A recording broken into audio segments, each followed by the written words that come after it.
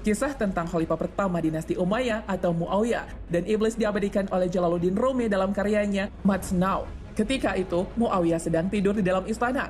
Kemudian ia dibangunkan oleh seorang asing yang ternyata itu adalah iblis. Maka terjadilah dialog antara Muawiyah dan iblis. "Mengapa kau membangunkanku?" tanya khalifah pada iblis.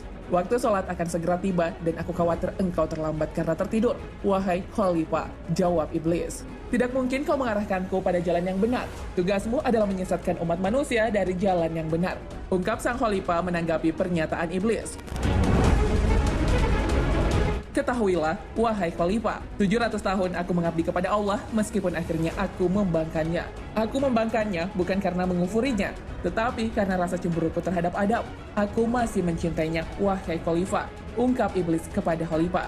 "Aku tetap tidak akan mempercayai perkataanmu. Perkataanmu seperti ucapan pemburu yang berlagak halus kepada buruannya untuk membunuhnya. Kau yang menyebabkan kehancuran umatmu, kaum Adam, kaum Lut, Fir'aun, dan seterusnya," ucap khalifah yang masih tidak mempercayai iblis. "Kau sungguh salah besar. Wahai khalifah, jika menganggapku sebagai penyebab kehancuran umat manusia terdahulu, siapalah aku yang bisa menentukan kejahatan di muka bumi? Aku hanyalah boneka Allah yang sedang tidak berdaya di hadapan kekuasaannya," jawab iblis mencoba meyakinkan khalifah. Muawiyah pun segera berdoa kepada Allah agar dilindungi dari godaan-godaan setan yang bisa menjerumuskan manusia. Selain berdoa, khalifah terus berusaha mendapat jawaban yang jelas terhadap alasan iblis membangunkannya untuk sholat. Namun tak semudah itu untuk membuatnya bicara yang sebenarnya. Ia terus saja mencari-cari alasan. Bahkan iblis membela diri bahwa bukan dia yang menyebabkan kehancuran umat manusia, namun hawa nafsu yang dimiliki manusialah. Hal itu membuat khalifah mengecam si iblis dan akhirnya mau mengungkapkan kebenaran tentang perbuatan membangunkan sholat. Iblis pun berkata, "Baiklah khalifah, aku akan mengungkapkan alasanku membangunkanmu untuk melaksanakan sholat tepat waktu.